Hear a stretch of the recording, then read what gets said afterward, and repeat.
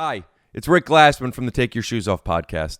And this week we're taking a page out of the Disney playbook and releasing an episode from the vault. The Patreon vault, that is. At the Take Your Shoes Off Patreon, we have exclusive episodes. We show what happens between the haps, the snaps, on a fun segment we like to call Behind the Snaps. Extended endings, more BTS stuff. We do group Zooms. I also have a special Patreon Discord. If you want more information, you could go to patreon.com/takeyourshoesoff or the link in the blah, blah, blah, yada, yada. You get it. This week's episode is with Perry Grone. Perry helps me edit the Take Your Shoes Off podcasts. He's a good friend of mine. I also want to give his YouTube channel a plug, so make sure to check out his YouTube channel at, I think, Perry Grone, right? It's probably just YouTube/Perry Grone. Hey, what's your YouTube? Is it youtube.com/Perry Groan? That's me. All right, they're about to watch your episode. Do you want to say anything to get them psyched? Are we rolling right now? Oh, yeah. Oh, no. You caught me with my pants off. Funny stuff. And you got more of that coming up. Okay, straight from the Patreon vault. For those of you non-patrons, you get exclusive access at one of the episodes. My name's Rick Glassman, and Scoot Doo, Bubbity Blue.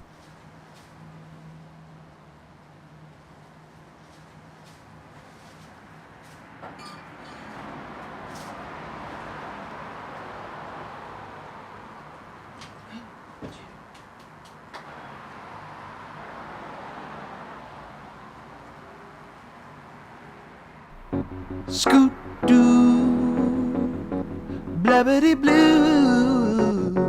Scoop D.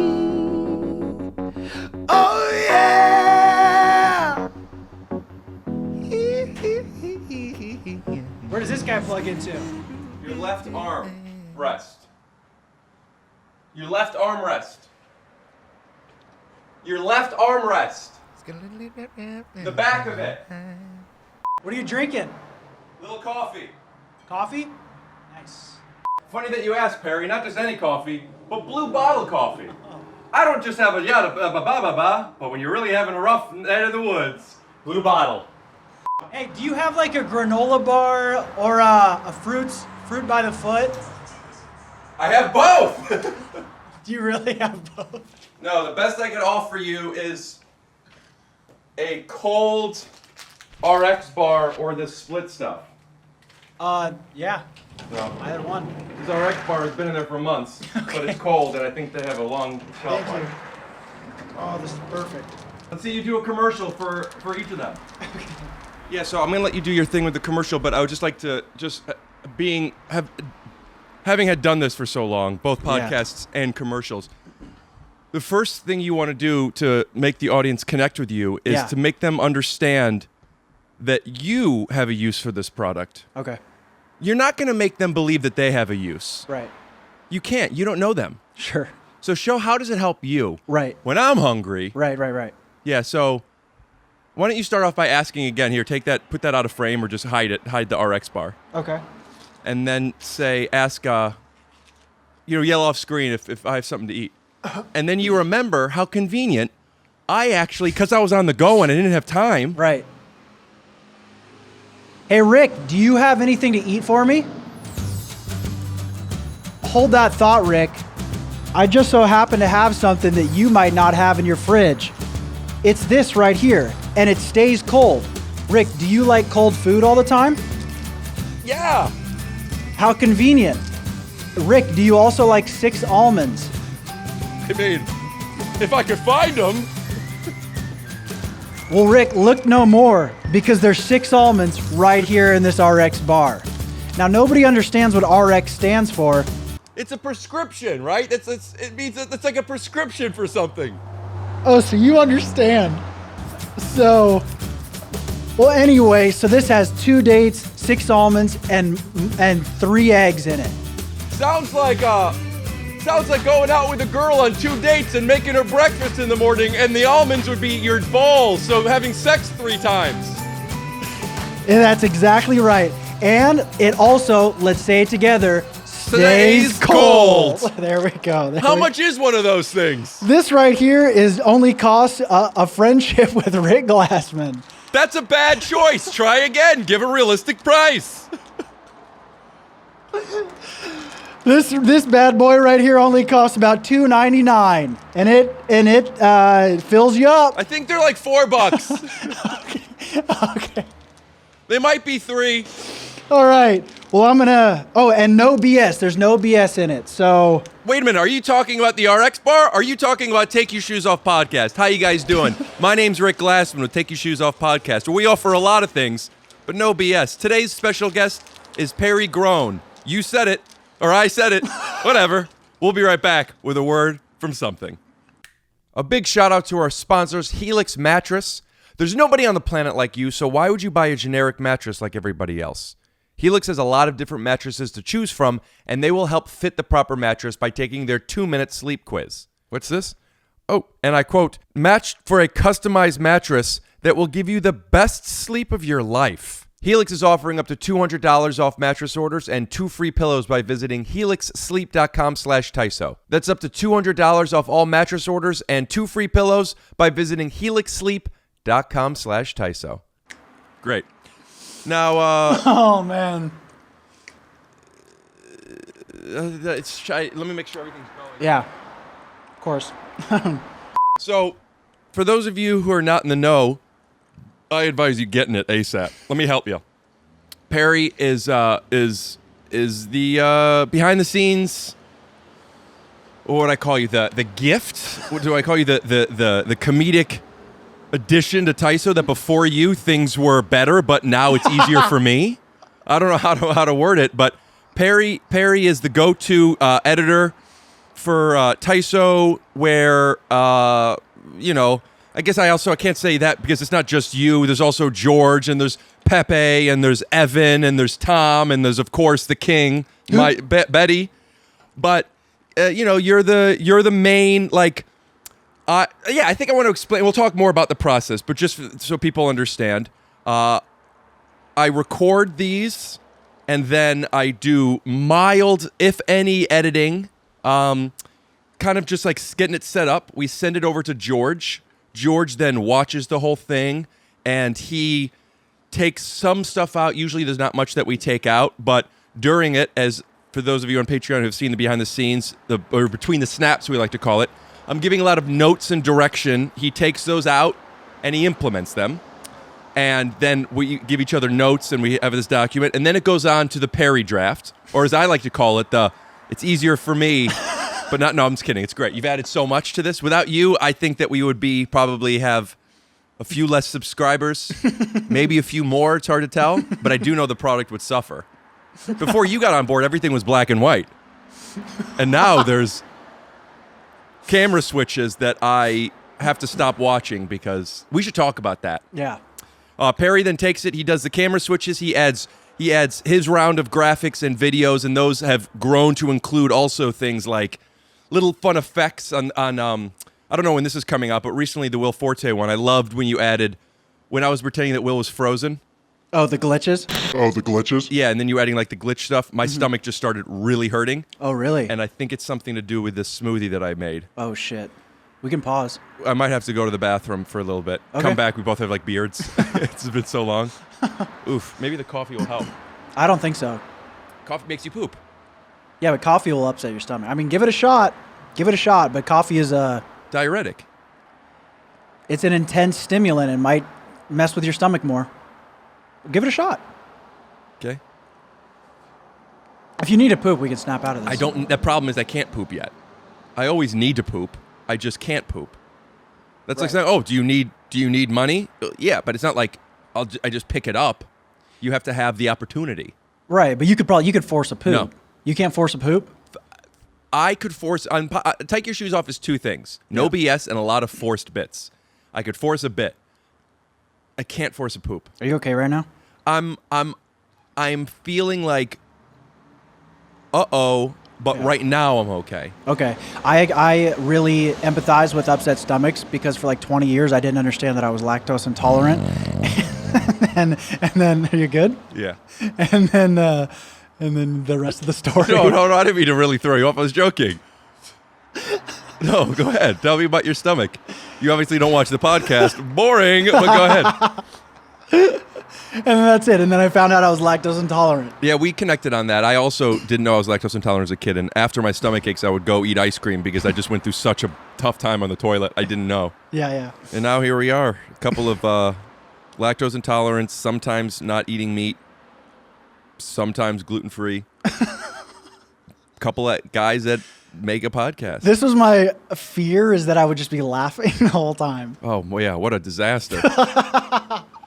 You know what's great about having you on as a guest? Because you've done so little, I mean that in like you've accomplished nothing at all and you're worthless.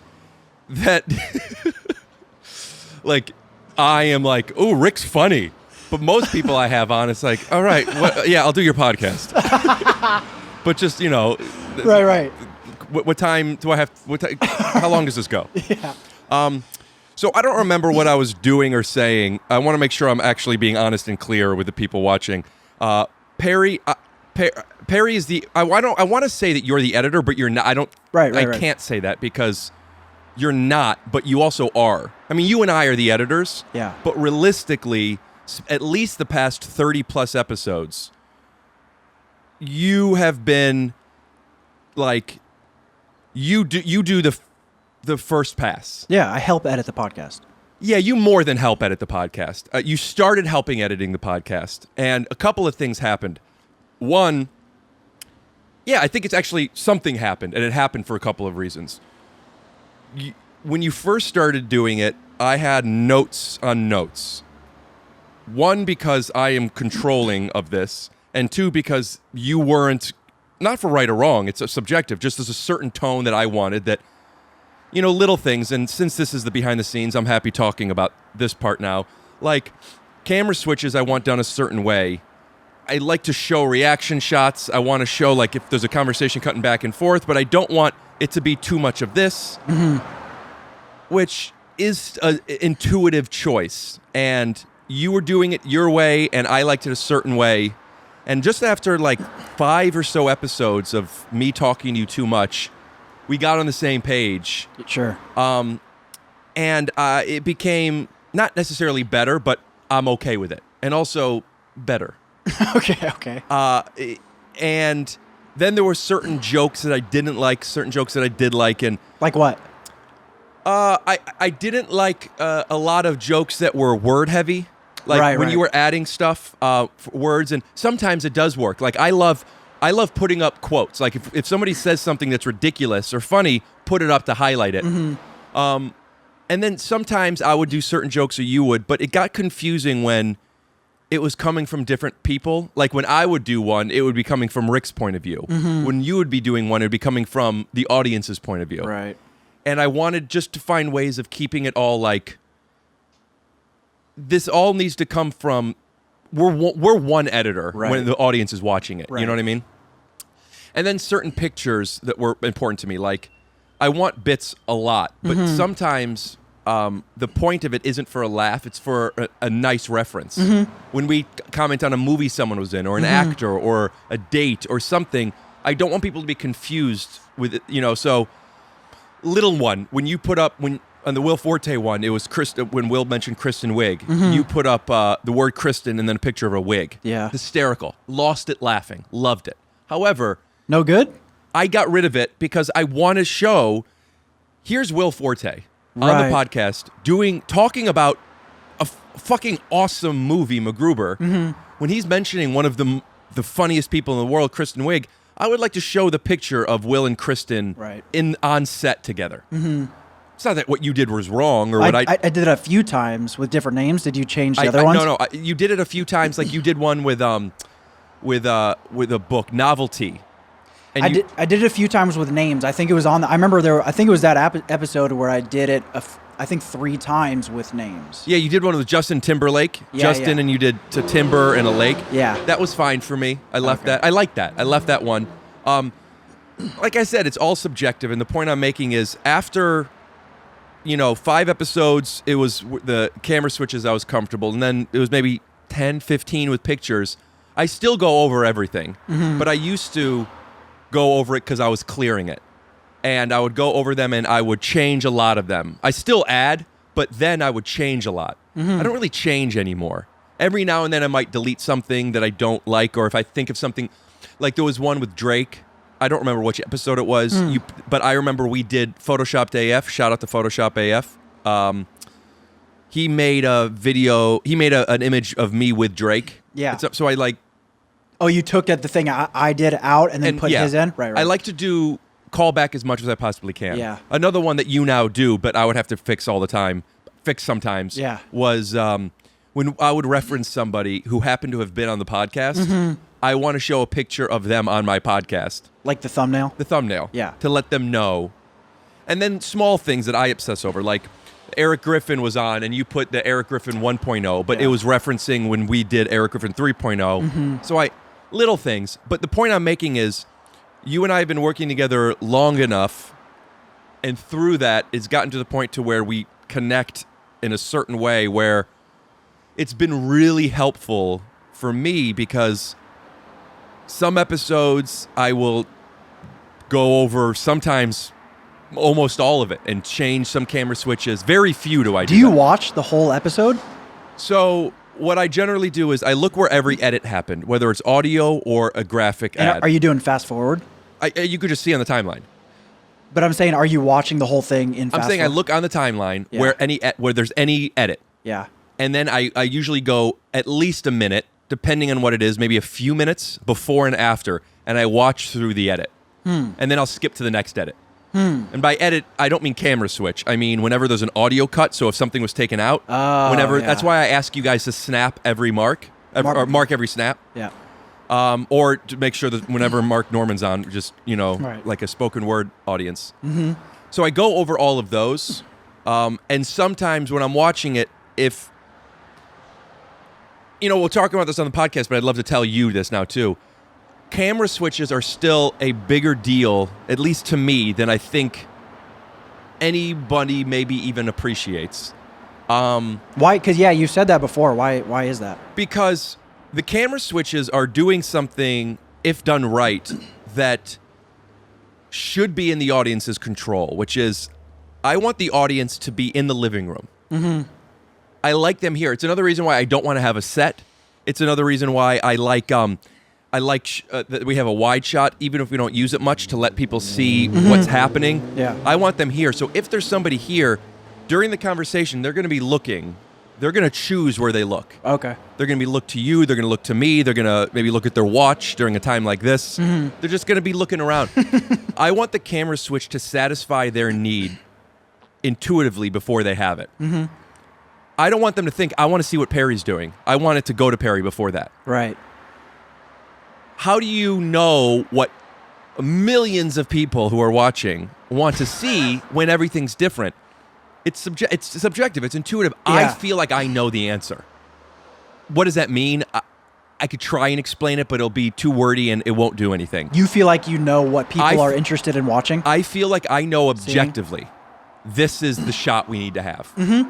And sometimes there's a conflict, which is, I know I want to see Perry go, but we just cut back to me, so it's too fast. Yeah. So there's multiple cheats of that I'd like to do. Yeah. One is, that's why we go to the wide shot, where we get to see both, even if we're not seeing everything because it's so wide. The other option is, that's when I want to do split screen stuff. For example, when I snap and my guest snaps too, I like to show that they're snapping, but I can't keep going back and forth. Right. Split screen it, I also think that that it's not just where they want to look, because we're editing it, it's also what gets the biggest punch. So it's the same thing when you're directing a special. I don't know if you pay attention to comedy specials, Yeah, but I do. there are certain times that, you want to be close on their punchlines, and there's certain times you want to have the audience laughing. Same with this. So if we're on you, and then we talked about earlier how you keep touching your nose. I don't want to be on me and then cut to you when you touch your nose. I want to be on me talking, cut to you. Why are they on him? And then as you pull up your nose, we cut in a little bit closer or whatever. And this episode, we'll talk more about other stuff, but this is what it is. And Totally. Well, I'm sure this is what most people are Well, this interested is- in that are watching this. This one. is a Patreon, and maybe eventually we'll put this somewhere else too, or at least clips of it. But yeah, I want to talk like behind the scenes shit. And you do a very good job with it. And And there's no but to that. There is an and, which is, and I am obsessive. I totally understand that, and all your tiny little notes are so helpful. I think I told you this when we first met, how you said when someone's hand moves, that's when a graphic comes up. Yeah. And when you said that, I was like, oh, I'm your fucking guy. Yeah, we should talk about. Remind me if I don't remember. I want to talk about when we met outside the comedy show, and when I'm high, and before I even agree to work with you, I'm telling you notes. And also, and I think I've told you this, but I love that recently. There's a lot of times I see stuff and I fix it, and there's sometimes where I do it every time because I don't want to bother you. And then you recently told me, I don't want to bother you with these questions. And I'm thinking like, no, ask me all of them. Okay, yeah. So once you did that is when I started, only maybe a month ago, did I start texting you like, hey man, let's start doing it this way. Yeah. Because it saves everybody. I don't have to. Yeah. So point being, it's gotten to the point to where I trust you enough. And I mean that kindly, not to say enough as in like, you're not enough. I mean like, so far, the most I can do is trust somebody enough. You know what I mean? Okay. To where it's like, let Perry do his thing. And I don't watch as much as I used to because I know if I do, and I still do sometimes, but I don't always. But do you how much so like when you get back after I'm done with it? Do you depends. start at the beginning or? It depends on where I always start at the beginning because I always edit the beginning and the endings and the cold opens. And when I do that, I'll usually see how it flows in. So I'll watch at least the first 15 minutes.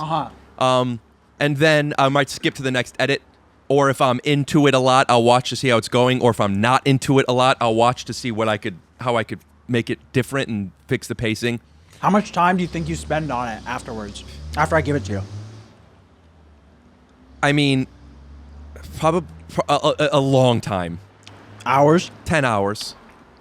Changing the things are you talking about intro and outro stuff? Intro, outro, and it's not just fixing; it's just looking over. Right. But yeah, I put in 10 hours. Yeah. And then before I give it to George, I put in 2 to 3. That is the putting the footage on the computer, organizing it, bringing it into Premiere, syncing everything, framing all of the shots, and also because I shoot 4K, I do it so I could push in. Right. But I know once you have it, as I'm sure you've noticed, you can't ever zoom out. You could only zoom in. Yeah. It's the way the multicam sequence works. Yeah. So there are moments where I have to remember where action happens.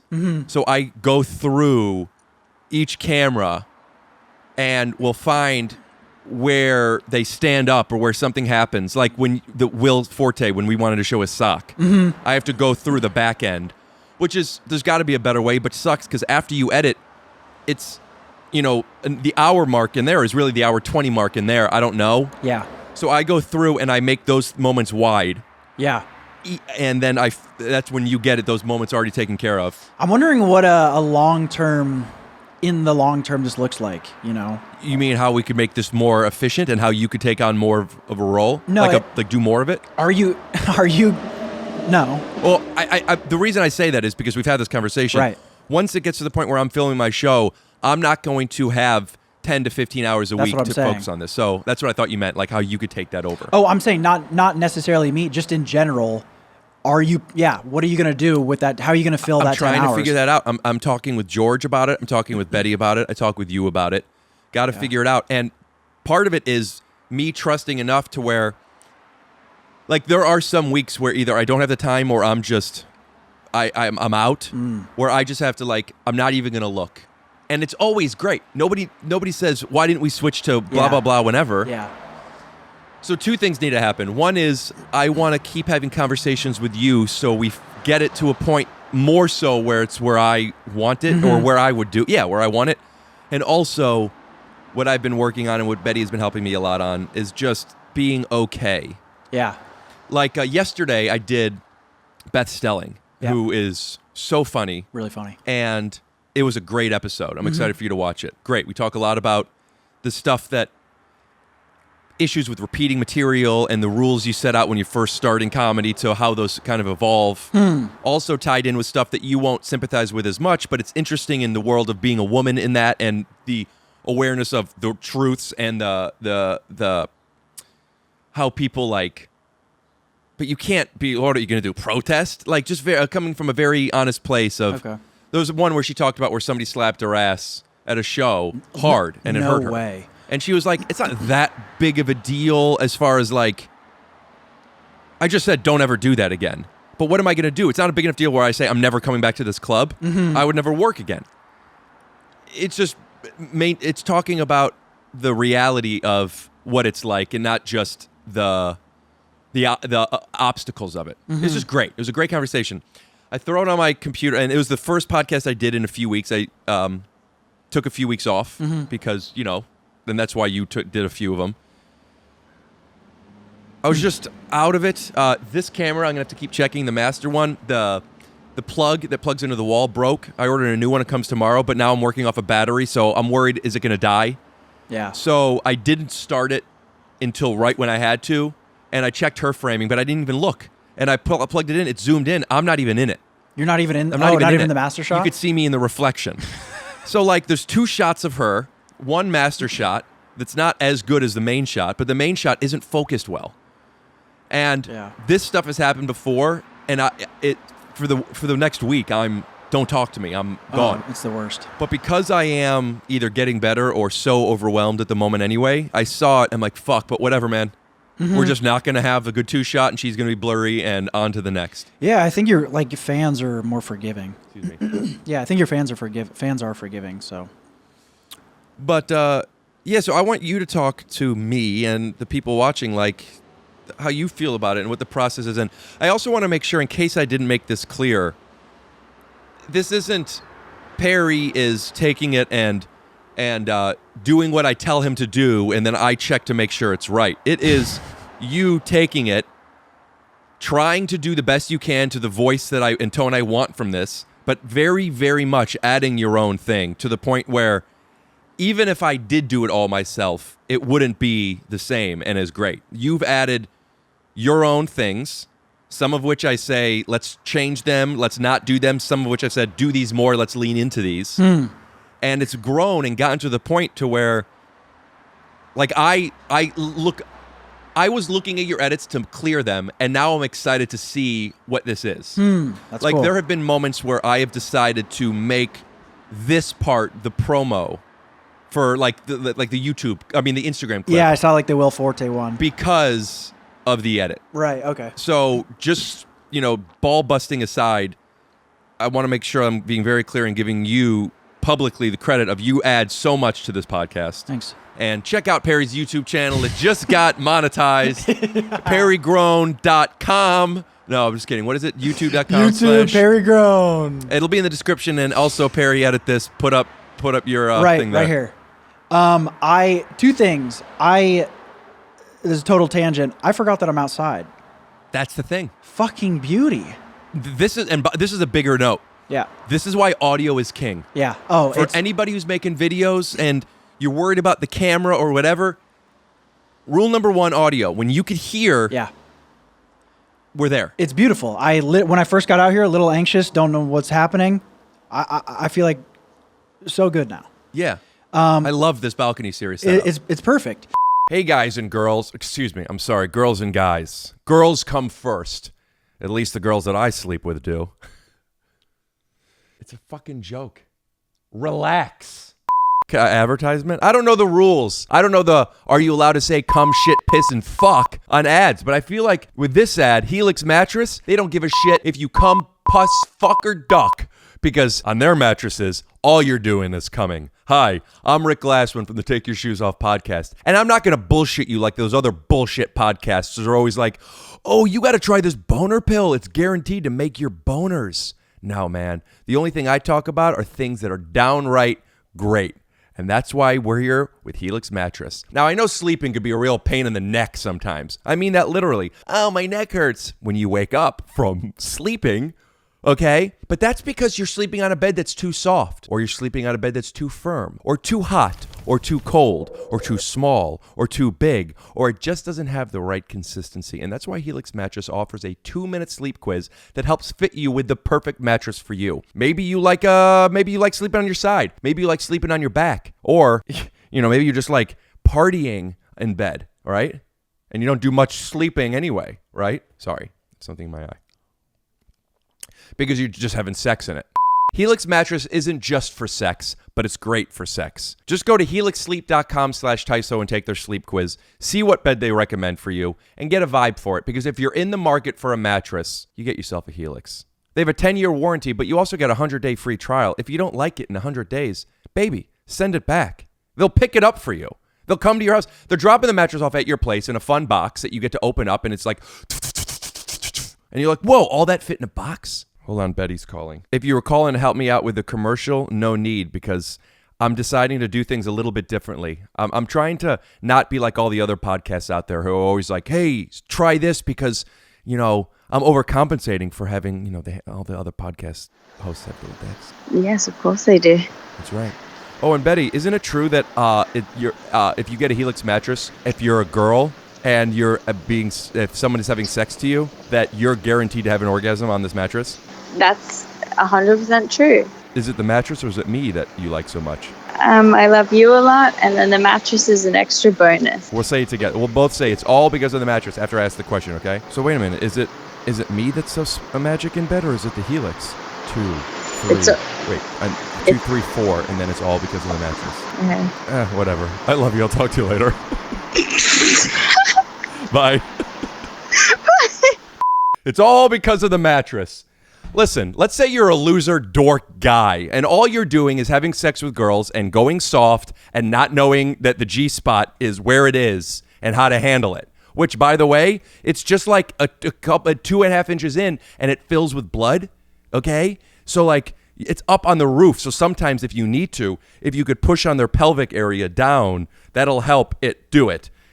For you losers, don't even pay attention to how to get a girl off. All you need to do is go to helixsleep.com/TYSO and get up to $200 off all mattress orders and 2 free pillows and get yourself a Helix. That's helixsleep.com/TYSO for up to $200 on all mattress orders and 2 free pillows. Oh, and if you're a loser girl that doesn't know how to get a guy to finish, you know, have his orgasm, I suggest you, I don't know, take a walk, because the only thing easier than getting a guy off is going to helixsleep.com/TYSO for up to $200 off all mattress orders. Get a Helix. We were talking about that you add a lot to this podcast, and I want to hear your feelings and of how it goes. And also, why don't we start with how we met? Yes. Okay, so I first saw you at the Comedy Store in the Belly Room about 2 or 3, I think maybe 3 years ago, and became a fan. And actually, you don't remember this at all, but after you did your set, I came up to you afterwards, and I was like, hey man, and I was just assuming I was going to talk to this fucking weird guy. And because you mean me? Yes. Right. Because I saw your set, super strange, and then I came up to you afterwards, and I was like, hey man, I'm thinking about getting into comedy. Do you have any suggestions? And I went, That's what I thought. That's what I thought. Let's go, boys! And then we all leave. Like the other comics. Yeah. But no, you were very nice. And what advice did I give you? It threw me off.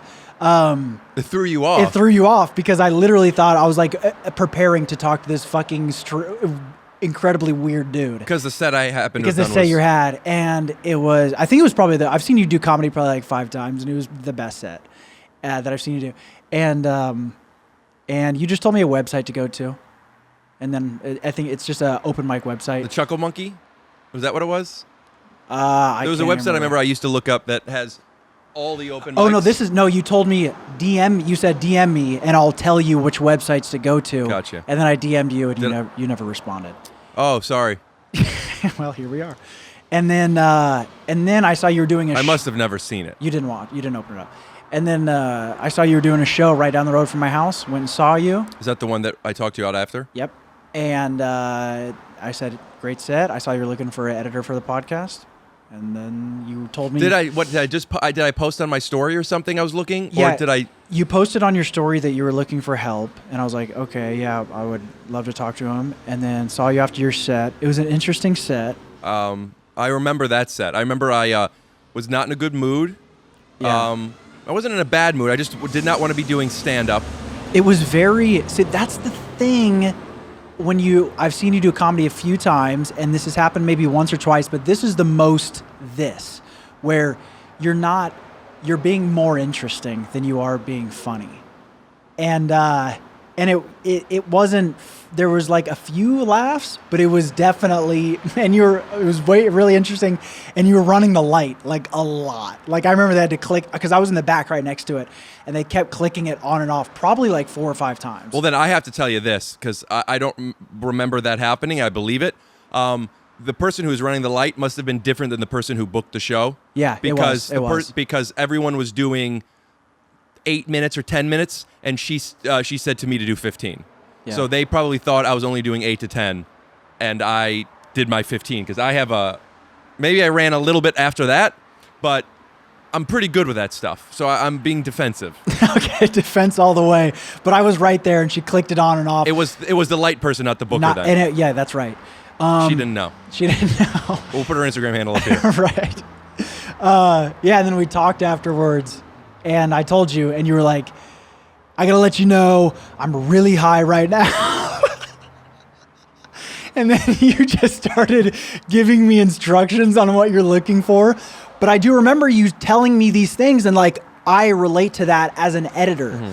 I would edit like very specifically, like things need to be cut on a certain point, and my brother would always say things like, "Why do you fucking bang on your keyboard?" It's called my editor. Shout out to Johnny Lopez, who did the 6th lead with me, because I was in there. We were going literally frame by frame, and he told me the term. I guess this is a real term. It's called frame fucking.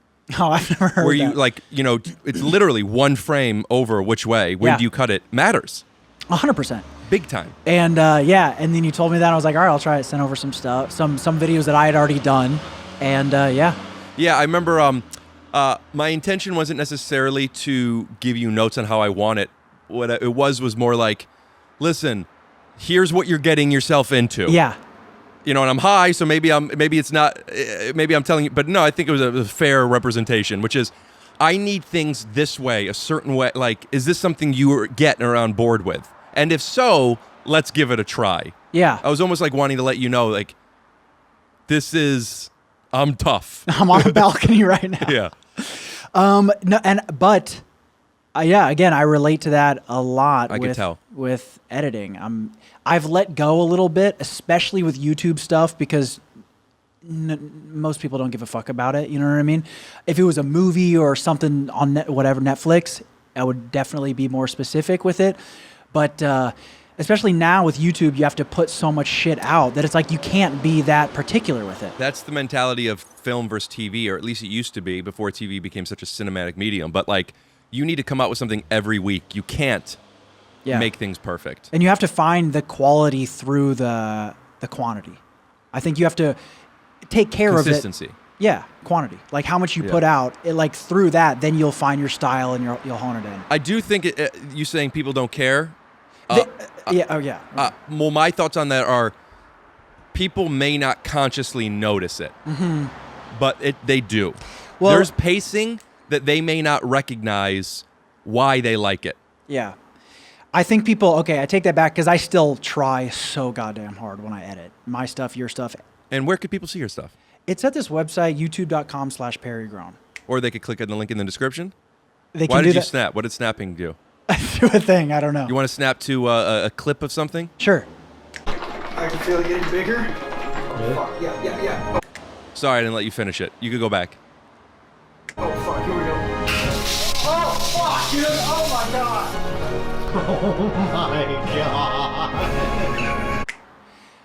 So we're back. You have to say, and we're back. And we're back, guys. Keep that first snap, though, so we could hear me. No, you got it. We'll snap. That's when we come back. And do you want me to snap again? Here's another thing. No, I don't want to confuse this with a bit now, because here's something that is part of the notes that I either write down or give to George or fix afterwards after I get back from you. It's a lot of snapping, but sometimes what happens behind the snap is really funny. Mm-hmm. Some of those things I keep as extra content that I'm starting to put on Patreon just for Patreon people, and some of it I like to show, but how do you? Because they never snap back. So I try to find ways of doing that, and one of the ways I do is either as a tag at the end. Another way of doing it is when I intentionally, when we come back, pimp it out to the guest to say what happened so I could snap and show it. And then sometimes it'll be like, when you snapped and then I say and we're back, I will actually come back on that snap, and then they go, oh, sorry. And we're back to kind of let people know that. Right. Kind of let people know that I give direction, but there's something that I do on purpose, and I think some people think it's funny, and then I get shit for it, which is I'm doing a bit, guys and girls. I'm doing a bit. So, like, when people are like, I can't believe you made him do that. Like, I'm recording it. People say that. So, Will Forte peed outside. Yeah. I tell every guest, I don't want people using my bathroom. Please use the bathroom before you get here. If it's an emergency, of course, you could use my bathroom. But, like, I would rather you not. Will called, and he said, hey, I have to use the bathroom. I'm just, you want me to, I'll just pee, like, in a bush, or should, and I said, yeah, that's fine. But could we hang up? Could you call me right back and do this again so I could get it for the podcast? Yeah. Yeah, sure. Call back. It's staged. Right. It's literally recorded. Right. I'm putting subtitles up. Yeah. I can't believe you made him do that. He didn't want to do that, and you should have let him in. He's a celebrity and all these things. It's like, first of all, I have OCD and we're in a pandemic, so you could suck my dick with a condom only because it's a pandemic. Second of all, this is what this podcast is. Do they know it's a bit though? Well, that's the thing. It's a combination. Like, Combination's hard. is it? Or combination's great? Because combinations lets you believe it's real while still enjoying the comedy, as opposed to, you ever watch, I watch a lot of these things on Instagram where it's like, I saw this TikTok thing that they posted where the girl looks at the camera, oh, my boyfriend's here. Let's scare him. And then she's like making out with a mannequin, and he goes, what the fuck? And then he punches the mannequin, and he goes, oh, ha, ha, ha. Okay, first of all, as an actor, fake. Just bad performances. Sure. But even if the performances were great, the fact that she's saying, oh, he's coming, no. Because she set the camera up. Right. We know, you have to make us think that, like, the way you would do that is you're talking to camera and then you hear, oh, fuck, my boyfriend's coming, and then you set it up. But if it's premeditated after you started it, it's a setup. That's fine, but I don't buy it. Not funny, dude. You have to believe something, otherwise it's just a sketch. So I want to find... That's what I'm saying. They don't believe it. If it's two in between, that's hard. No, they do believe it. Do you think... I know they believe it. That's why they have problems with it. The problem is they believe it so much that they think I'm being so difficult. Believe it's a bit. No, they believe me. Right. Without valuing the fact that, forget about what the thing is. It's funny. I'm not harming the other person. Like, they think when, like, Sosie Bacon climbed down the balcony and peed and climbed back up. Yeah. What I didn't show was the conversation I had with her. You don't have to do this. I mean, I do want you to know, I think it's funny, and I don't want people using my bathroom, but I'm not going to, are you sure? She goes, yeah, it's fine. It's funny. I go, all right, do it. I'll call my mom during it. Yeah. And then my mom is saying, I can't believe you're making her do that, and that's real, and I get it, and that's great, and she knows me, and sure. So the way I set it up was I open it with the call I had with my mom after. Did you really make her do that? I have to go. I can't believe it. And then 2 hours earlier, and then Sosie on the balcony waving, hi, like, what are we about to get into? Mm-hmm. I can't believe you made her do that. Like, it's funny.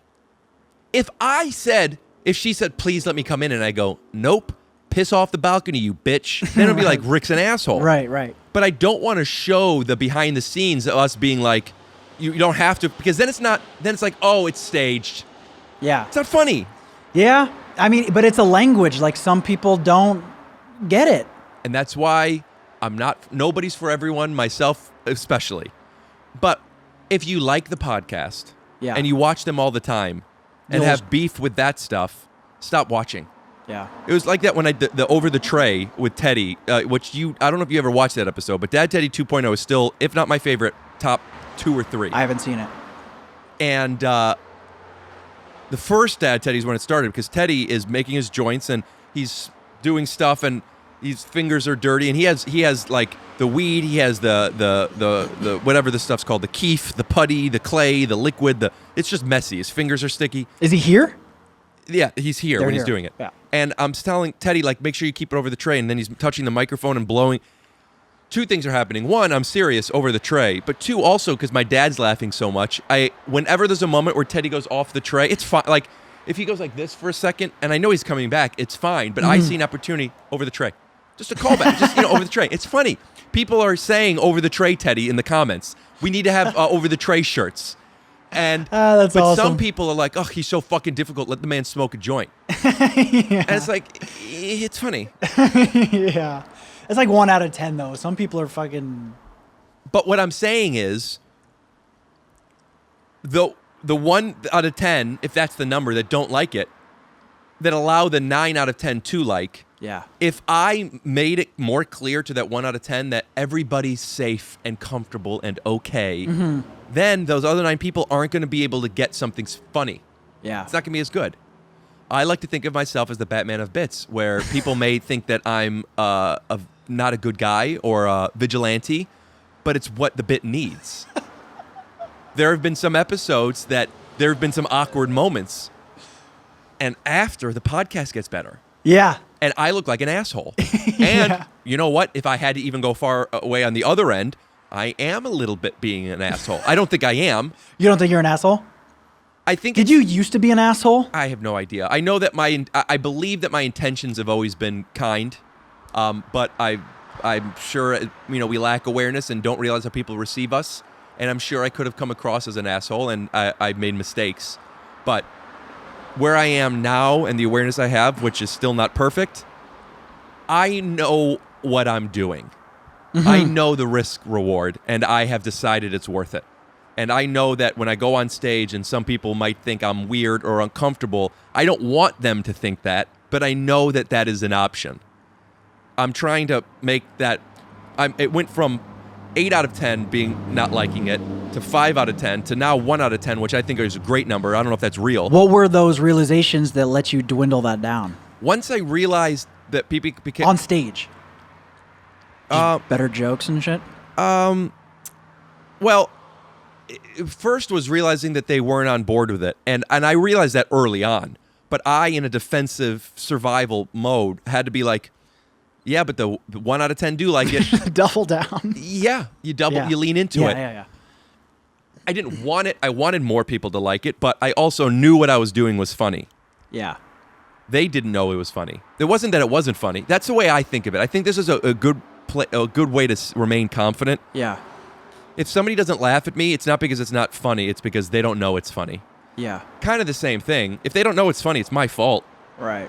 They, But so you've learned little tricks to I know you've talked about this a little bit before. Yeah. So I've learned tricks to let them know it's funny. And by that is to teach them my language. Because this is funny if you speak my language, but you don't know my language, and that's not your fault. It's mine for assuming you did or doing it anyway. Mm-hmm.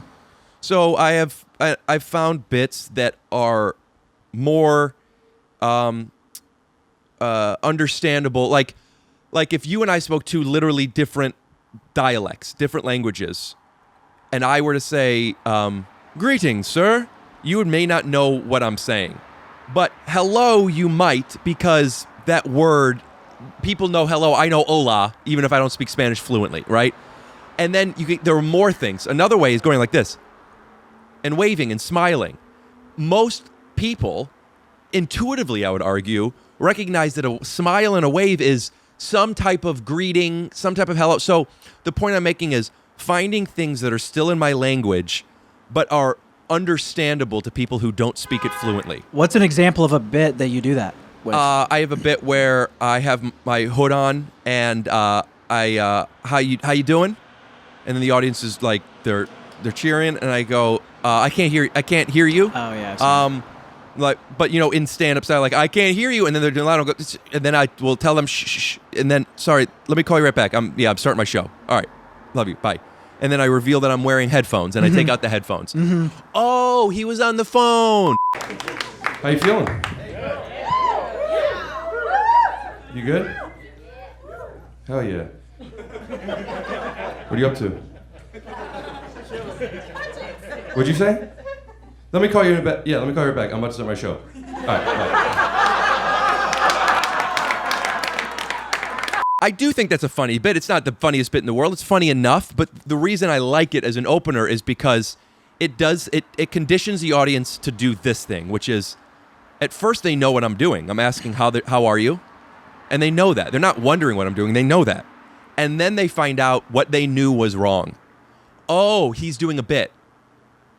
Do you think, because I've seen you do that, and I think, because you can see the headphone cable coming out of your hood, I think at least me, right away, I know what you're doing. Yeah, so 2 things. First of all, you know me. You've maybe seen the bit, so now you're more noticeable of it. And also, you're a comedian. You pay attention to that. I know for a fact that isn't the case. Also, not only do people not notice it, people also may not, it doesn't matter. You could have your headphones in. I have headphones on now, I'm talking to you. Yeah. What's up, guys? I can still have headphones and people not think I'm talking on the phone. Yeah. I have thought and have tried, actually, to do it with wireless earbuds, so they can't see it until I take it out. It doesn't work as well, and I think the reason is because once I take them out, then it lets people be like, oh, obviously, we saw he had a wire there. I just didn't think about it. And also, that's what direction is. You can control people's thoughts. That's what magicians do with sleight of hand. Even though I'm wearing headphones, since I'm talking to you, you will assume that I'm talking to you. I do that. I do that. It's a bit. I started doing it in person. I do it all the time because I always have headphones on, even when I'm not listening to something, especially at clubs, because then people have to think twice before they talk to me. Yeah. Also, it's easy to push a button music. But sometimes I'll be talking to somebody and I don't remember headphones are on, and then I realize I do, and I'll be talking to them for 2 minutes, and then I go, hold on one sec. I'm talking to Perry. All right, bye. What's up, man? Gets a laugh it gets a laugh every time, and it always makes me laugh. It's so ridiculous. It would be like a voicemail where you go, hello, I'm just kidding, how you doing? Yeah. But it's actually a 2-minute conversation, and then I'm just kidding, leave a message. Beep, Yeah. The joke works. Yeah, it's good. So when you do it on stage, nobody knows that I'm not doing it. Yeah. But the real value it offers is people then now are conditioned for the rest of my act to at least question the possibility of this is maybe something different than it appears. Yeah. Because the reason why I say I'm funny and they don't know it is because they don't ask questions. People don't ask questions, especially when they're conditioned to be at a comedy club a certain way. So if I were to go, how's everybody doing? All right, let me call you back. I'm starting my show. People might be like, what the fuck is he talking about? Yeah. But then I show, headphones, it makes sense. Right, yeah. So when I do bits that are funny and I'm joking, but I can't tell you I'm joking because then you think that it's not the same. Then I told her, let's do a sketch where you pee off the balcony. It's not funny anymore. People just take it at face value. Yeah. So I'm always so curious how other people perceive things. Because through my brain, it's all, how can you make this into a video and how can you make this into a joke? But I've had people ask me, like with stand-up, are you making that up on the spot? And it's like, I mean, for me, obviously not. This is something I've worked on fucking forever. And I'm always so curious how other people are perceiving, what I'm doing. How people are, what lens they're looking at it through. Because again, like with what you're doing, I can clearly see that you're walking on stage with headphones. Who's doing, nobody does that. It's obviously a joke. Yeah. It's going to be tough to figure out how people see you. The best you could, my thoughts are the best you could do is do your thing. Yeah. And when it doesn't work, then you have to figure out why. Right. The why may not be because they don't see you the right way. The why may be because this isn't a funny enough bit. What's the biggest thing that you've changed from when you started doing comedy? I can't tell you the biggest thing. I could Not try the and think of biggest some thing. things. Okay, go for it. Recognizing that I don't have to be boom, boom, boom, boom, boom, boom. Yeah. Where I don't have to top it, heighten, big. Is it not possible? It happens sometimes. Sometimes you're just electric and you're just riding the wave and it's nonstop. But like, it's just too demanding and it requires especially as a performer. And I say that because some comedians are more perform more than others. Not the amount, but I mean like some are well-written jokes and they tell them and they're great. And some are more physical. I am very much a performer. Yeah. Like people believe this and I have to and it's not even getting into a character. Sometimes it is, but it's like getting into a mindset. Yeah. A character of me that I might not be in and Right. heightened it. And it's just exhausting and it's draining, and I have to keep coming up with special things. And then once I reveal it's a joke, I can't go back. So now I have to create something new, and it's just a lot. Yeah, but you're doing a lot of it on the spot. That would be I'm not. really hard. I do, but I also, a lot of these things, I have a lot of bits that I redo. Yeah. And it's not my first time doing it, but maybe you've never seen me do it, or I haven't done it. You've only seen me do it once and you thought this was my second time. I have hours of material.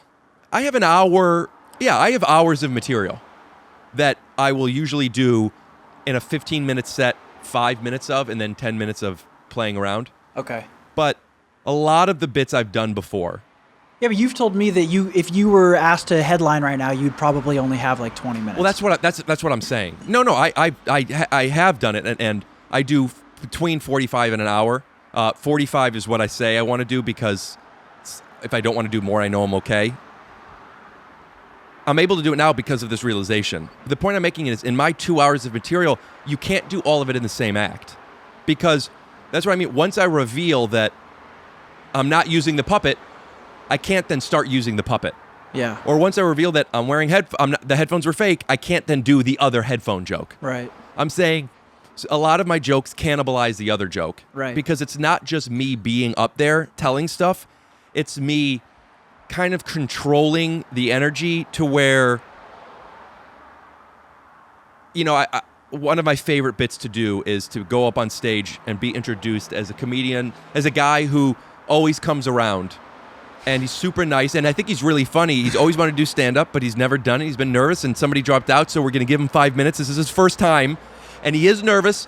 So let's get a little extra support, and then people are like on board. So going into that is so special, because Right. I get to be nervous and then be like, once somebody says something, to say, shut up, just shut the fuck up. Like, be an asshole, but people are like empathizing with, no, he's just nervous. Yeah. So I get away with it. And it becomes funnier once I nervously am doing 4 clean jokes, and then I nervously talk about how my girlfriend gags on my cock, and then I can't believe I said it, and I'm shaking. It's funny, not because saying gags on your cock is funny, but because this guy's terrified, and he's taking a huge swing and missing, and it's funny. Do people not know, or do they eventually figure out? That's the art of it. And that's what I'm constantly trying to figure out, and I'm good at. You have to let it build. See, because if they know from the beginning, it's not funny. Right. Yeah, of course. So they have to not know. Yeah. But they have to not know at the right time, because if they don't know until it's over, then it's like, I guess I get it. Yeah. So you have to let them in when it's best, and it's very calculated and very difficult. And what do you do? So, let me explain that not only do I so the joke isn't funny, the situation is funny. Yeah. The situation only works if they believe it. But they only get that release of laughter once they realize it's the joke. So there's an order of operations. Point being, once they know it was a joke, which is necessary, I cannot go back and make them believe it's not a joke anymore for the next bit. So I have all these things that once you let them in, it's game over. Mm-hmm. It's kind of like how I feel about when you break. Mm-hmm. When you're doing a scene and you break laughing, people now could enjoy it. Yeah. And it's a different thing. Yep. But the scene's over. Right. So you have to salvage it in a different way or end it. Yeah. So, I don't like it when I laugh on stage. And I realize, and that's one of the biggest realizations lately, is that I should not do that, because I do that a lot. Did you notice in the Will Forte episode how he said he's never done it? Yeah. It's amazing. It's fucking awesome. I don't mind when I see performers do it if I believe them. But it is a crutch for them. Yeah, I don't know if it's not a crutch.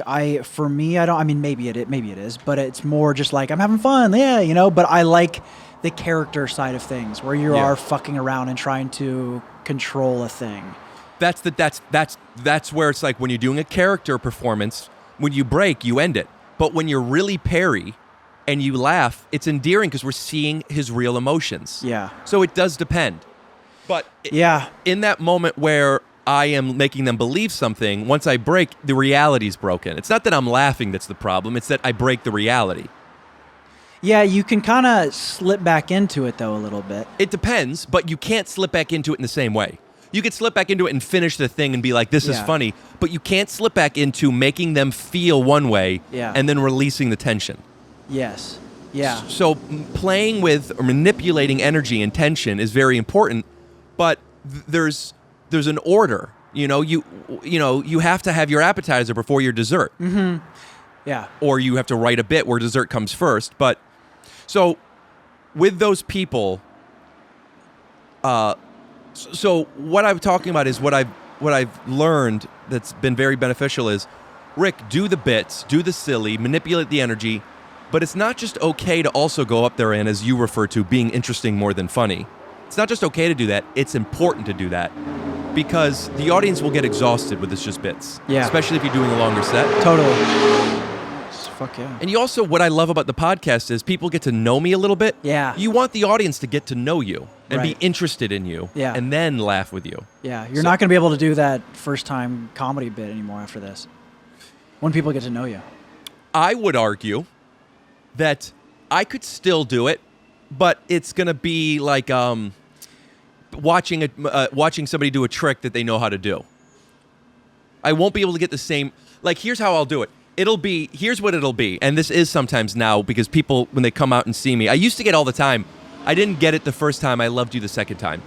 I wanted people to love me the first time. So what I know that happens now, which is kind of cool, and I'm wanting from this podcast, is people feeling like, people being in on the joke with me. Yeah, for the first time. And they know what I'm doing.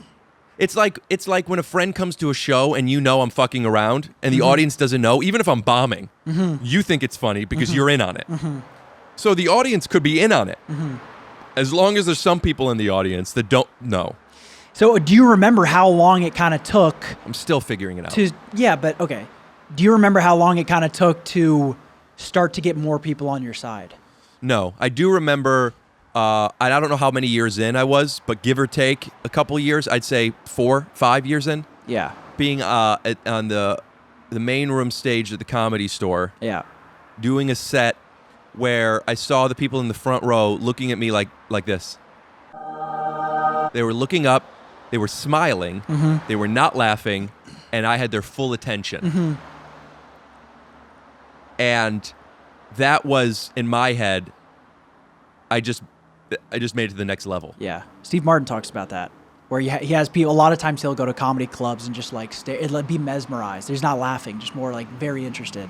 I don't know if that was the first time that has happened to me. Probably not. Yeah. It was the first time I noticed it and had the realization of, this is good. This is important. Like, I want their attention. I want them to believe me. I want them to be watching me. I want them to be interested, even if they're not laughing. Because I know I'm funny, and I'll get the laughs. But there's a lot of things that I do that are funny that if you're not paying attention to it, you're not going to get it. Right. So I remember that set that you came to that I was interesting more than funny, and I remember feeling this was a good set. I felt like I was honest. I was just going to say that it was honest. Yeah. You were being very meta, explaining what you're supposed to do right now, and you don't want to do it. Yeah. And at a certain point, trim the fat. Don't over communicate everything. But just that mindset was like, oh yeah. So I have since talked about like that was I was thinking about on my way down there. I remember I had been doing some stand up where I'm just in this mood and I've been extra Jewy. I'm extra with my hands, and I don't want to be doing this stuff. And and I remember thinking, like, does this look like I'm doing a character? Because I'm not. Yeah. And I don't want people to think that. And even if they're not, I'm insecure that they think I am acting. Yeah. So I remember I said, I just want to let you guys know right now, this is going to seem very Jewish, and it's going to seem character-y, and if you think that, fine. But I just want to call it to attention that this is just me, and let me use my hands. Because I don't want to not use my hands because I'm afraid you think, oh, he's cheating by using his hands. So I don't know if that's the right way to explain it, but just the awareness of, oh, I get distracted by worrying, and this is what we talked about this on the podcast, assuming that the audience thinks something. So Beth and I both do this, where she said, hey, I was just talking about this on a podcast the other day with so-and-so where we blah, blah, blah, blah. She's telling me that preemptively in case somebody be like, hey, she said that already. Yeah. That's us being defensive. Right. I either have to never be defensive, which I don't know how to just turn that off, or I have to find a way to acknowledge it, but efficiently, without being, he's exhausting. So those sets are great ways of finding, here's something that's worth talking about. Yeah. I wouldn't put this clip up on YouTube. And I can see how people in the room would think that this was a bomb. Oh, I don't think so. You don't think so? I know what you're saying. I remember that set. I remember looking at people's faces. Oh, okay. Looking at me and smiling. Okay. So I could be wrong, but I remember thinking, and maybe it's just because I felt what I was saying was important. Yeah. And I usually don't. But I remember thinking like, yeah, it was worth me doing this. I thought it was awesome, but that's just because I'm a fan, and that's the way it I mean, works. not just because I'm a fan, but also, yeah, I thought it was awesome. But I feel like I could see where there would be some people in the room that's like, what is this? Of course. Yeah. And that's why you got to find do the bits, but also be interesting and explain who you are. Yeah. And find a way where it's there's a not necessarily an arc. I don't believe that a comedian has to have an arc during a set, but a through line and a point. But anyway, so you've been doing stand up for a year and a half. I was, yeah. And then you had to stop. And you're a newer comedian who is now jumping on board on this podcast, and you and I have talked about the potential of, if stand-up ever comes back, of us doing shows together, but you needing to get to a certain point. Yeah. I'm doing a Zoom show tomorrow. Where? In my bedroom, on my bed. Who's going to come watch it? I don't know. I have no idea. It's the first one I've done. Are you going to be able to record it? I'll probably screen record it. All right. Yeah. My face isn't this tight. My dick is completely exposed. And we're back. I wouldn't use the N-word as much as you did. My bad. Because you never want to say no. What you want to say is, I'll think about it. Right. It's important to say yes to things. Okay. So I'll take that note. Great. When did you learn that? To not say no so much? Not say the N-word. No. Yeah, I still say no sometimes, but I try and check in with, am I saying no because I'm scared and it's out of my comfort zone, or am I saying no because this is what's best for me?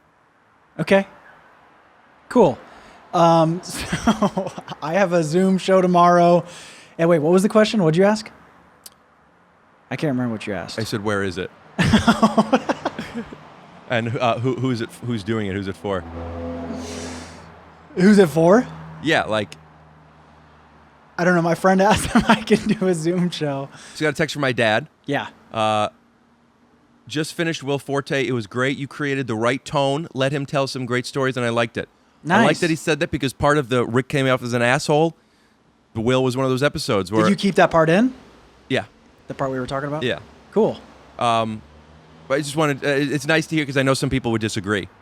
But like, I had to tell Will something, and I felt after we were better connected, and it was worth it. Yeah. Anyway, I didn't need to interrupt you for that. That's cool. So go on. It's in my bedroom, on my bed. And you're gonna do it, and you're gonna see people's faces. I don't know. I don't even know what I'm gonna do. I don't know if jokes work on a Zoom podcast. I don't know if I'm gonna do weird characters. Let me hear one of your jokes that you're gonna do now. Pretend that that's the Zoom. And keep in mind. I think I might do characters. I don't know. Hey, what's up, guys? How you doing? My name's Jimbo. I come from the South, and there's Loved it. Yeah, it's great. Add a laugh track to that. Okay. And also, if you end up doing a Jimbo character, will you put in, when we cut, the Jimbo character thing? So when we come back, we see, oh, this is where we came up with Jimbo. Okay. So I got off on more stuff about after we met and the podcast and the question of what you learned, which I'm happy to talk more about. But tell me about your experiences of coming onto it on the On the podcast? Yeah, and I like that you're very upfront with your communication, and it's something that I've learned, like, been able to implement on my own work too, talking with other people with the videos that I make, and the help that I get. Could you give some examples of things like the way you now speak or have spoken to somebody? Being brutally honest, being very self-aware. I actually had a conversation with one of my friends fucking yesterday And he's like, where'd you learn to be so self-aware? And I was like, hanging out with self-aware people. What did you say to him that made him think that? I told him, I was just explaining that I am starting to be very self-aware in my life. How are you able to be more aware? Because you were always, I'm sure you had to be aware of the idea of awareness. So what makes you want to be able to be more aware? Two-part question. And is it that you are more aware, or is it that you are also able to communicate your feelings that you are aware of? Because I'm always I'm trying to check in with my intentions. Yeah. Like, am I saying this to manipulate another person? You know, why am I saying this?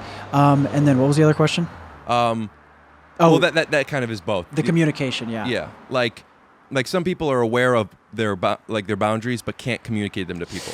Yeah, and I'm definitely trying to do that now. More like, this is how I feel, and this is what I want to do, and this is how I am, and I have to communicate. And I think, people, I don't know, respect that more sometimes. Sometimes, and then some people think that you're being an asshole. And it's not binary. You know, sometimes, it's great that you feel this way, but there's like there are nicer ways of saying this. Yeah, no, and I like that you're very upfront with your communication, and that you I like having constructive conversations, even if it can get a little bit heated, because we're there trying to figure it out together. Yeah. As long as that we're there on the same page with that, trying to figure it out. And I think that we do that, and that's. Yeah, I love working with you. You're very, very great to work with. Not only do you offer a lot of creative value, you are not reciprocated. Receptive. You're able to receive. What's the word? Receptive to notes as notes and not flaws, and ideas and collaboration, and not doing things. Like, some people, you have to be like, you're doing a very good job. Next time, if you don't mind, it's not that big of a deal, but if you could just put a drop shadow here, I could just say to you, hey, you forgot to do the drop shadows on these. And you go, oh, my bad. And it's just like, it's easy. Yeah. And also, as I've said to you many times, but I want to say on the podcast, you're such a hard worker. You you just do things. You just want to do things. And that's also it. It's like a combination of work ethic, which you may have on its own anyway. I don't know, but I know at least because you want to be doing stuff. Yeah. That, like, you don't make excuses, and you show up on time. Yeah. And you don't commit to something that you won't do. Yeah, that was my biggest pet peeve. If somebody says something and then they don't do it, and if they can't do it anymore, just say you can't do it anymore. Right. That Instead is of ignoring. One of my number one fucking pet peeves. I can't stand it. That, and when people are walking in front of me on the sidewalk and I'm trying to pass. Those two things. Walking in front of you towards you, or you're walking the same way? Either one. Well, I don't understand. When people can, like, for example, I'm running, they can hear that I'm running behind them, or the other way, they're coming toward me. They're just not getting out of my way. But somebody has to get out of somebody's way. Why do they have to get out of your way? Instead of you getting out of their way. This happened the other way on the sidewalk. I was running. What side of the street were you on? On the left side. And there was a lady. I was on the right side of the left. I was on the left side of the street, on the sidewalk, on the right side of the sidewalk, and there was a lady coming right toward me. And I had nowhere to go, okay? There was grass, there was a tree. I couldn't just run around her. I didn't want to run around her. And she wouldn't get out of the way. It bothers me so much. So you're saying you had the right of way because you were on the proper walking side, which is the right side. Yeah, she was walking toward me. And then she yelled at me, said, you're getting too close to me and all these things. It's a whole thing. So those are the two things. I still don't understand, why couldn't you run around her? She would have to go on the grass then. No, she could have walked on the other side of the sidewalk. Why didn't you run on the other side of the sidewalk? Because this is the way that it works. I'm on the right side of the sidewalk. The passing lane is the left side. The passing lane is But cars aren't going head on like that. Cars aren't going on. I know what you're saying. I agree. Yeah. That you're supposed to walk on the left side of the street, but on a crosswalk, it's not the side of the street. It's the crosswalk itself. So that's the universe. Yeah. You walk on the right. They walk on their right. Yeah. It's just a common unspoken language. Right. If I'm running toward you and I'm on a thing, I'm on a certain path, it's okay for you to go on the. I agree with you. Get out of the way. I was just questioning it. Yeah. I agree. So those are the two things that bother me. And I have a really obsessive personality. So that's why it's hard that I can't do stand-up right now. And I'm like, someone asked if I can do a show in September. and then I'm doing a Zoom show tomorrow. And Where? In my bedroom, on my bed, and You're doing crowd work here? Is this thing on? Alright. and we're back, and I get extremely nervous when I'm not doing it consistently. I get nervous, anxious all the time. Before I forget, that second one, the first one, the Zoom, was you doing that guy. The second one, I want you to make a fake one where you're doing that guy, but it's way over the top. Like, clearly you would never do this on stand-up. Hello! And have, like, make your hair silly and, Okay. Yeah. If you're up for this, have, like, ice cream or spaghetti sauce all over your face and your chest. I have pre-workout that looks like cocaine, and I was thinking about while I'm doing it, having it, like, rubbed all over my nose. Perfect. Yeah, I just have a obsessed. Like, if I'm not doing stand-up consistently and I'm doing it every once in a while, it's like slowly pulling a Band-Aid off. I want to fucking just get it over with, do it all the time, get comfortable with it. But you can't, in that metaphor, rip the Band-Aid off quickly because this is taking such a long time. So what would be That's what I'm saying. What would be the Band-Aid rip-off? If I'm able to just get it over with and do it all the time. That would relieve the fucking constant tension of, like, I have a fucking show in September and I can't practice stand-up until then. Yeah. But I think it definitely helps with work because I just have to fucking edit and make videos all the time. Where do you want to be with this podcast in a few years? TYSO? Yeah. What do you want, like, it to offer you? I mean, we talked about this the other day, but I think it would be really cool to host your shows, open up for you if I'm good enough, or do guest spots and stuff like that. I mean, and do you want to stay on with this? Like, as this podcast grows, you want to stay on with it? Who knows? I don't know. In 3 years, I don't fucking know. But right now, yeah.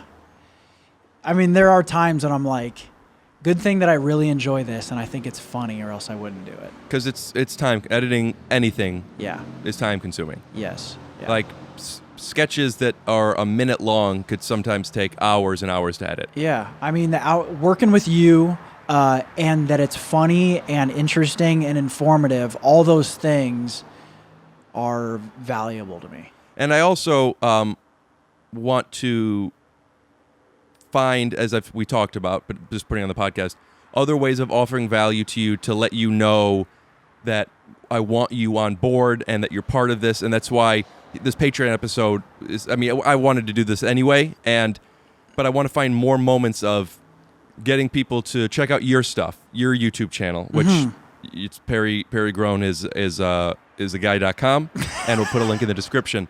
But, continue to find ways of putting these clips in the actual full episodes and blah, blah, blah. But if anybody has ideas of how Perry could, like, make some guest appearances in episodes, how you might want to see it, one just came to mind. Every now and then it might be funny for a callback for the wide shot to have, while the guest is there, you walk from that end over, pee in your pee corner, and then just hop off, like hop up, maybe climb up. That's actually really, really, really funny. Oh, climb up it? Climb while they're talking. And we'll obviously, we won't say this on the podcast because it ruins the bit, you fucking idiots. But on the podcast, I'll let the person know. Yeah. As so it would be as if it's just another day in the park. Right. Yeah. Yeah. You said you have other people on the podcast editing. You said Evan? Who's that? So Evan Evan and Betty have taken over the Clips channel. Yeah. And he is taking done episodes, and picking parts with Betty and just editing them down. And it's not as much creative editing because it's just like taking a part and then adding the beginning and the end. Yeah. But he has been like making some choices and like making certain jump cuts and taking these highlights and adding, like in the Robert Buckley episode, it was a two-parter. In part 2, he made this previously on, and he took like this part and added these like hearts to it and this music and did this voiceover that sounded like a Bachelor previously on thing. Mm-hmm. And it's like a 15-30 second opening that was a previously on, but it was also funny and it was genre specific, and it was that's just like, oh, he doesn't just know how to edit, he could make some creative choices. So he's taken over the Clips channel, and That's cool. I'm also open to him doing more. Yeah. And Pepe, as you know, Yeah. who I'm also open to doing more, he does all the promos and reformats. Yeah, And he's good. He's really good with it. Yeah. And then George, of course, who does those audio edits and helps guide and shape like what maybe we should take out. Yeah, George is super helpful. He always adds most of the marks Yep. on the timeline, the notes, so I don't have to Yeah. constantly search for those burp. And it's good, too, because his notes are any notes that he may have, but he also takes the notes that I give to camera that he removes and the notes that I write on the pad, so he consolidates them all. So between George, Pepe, you, Evan, and Betty, I feel like we have this nice little team going. Yeah. And I'm actually in the works now of starting another podcast that is... Nice. We're going to do a 6-part series. I guess I never announced it, and it's not official yet, but who cares? It's Patreon, and if we don't do it, we don't do it. But we're working on Esther and I doing one together. No way. And oh my God, that's going to be fucking great. And it's also, this obviously is so much work already. So what I thought with the Esther one is, I also don't want it to look like this, even though I'm going to have to film it here. So I want the tone to be a little different. So You're going to film it here?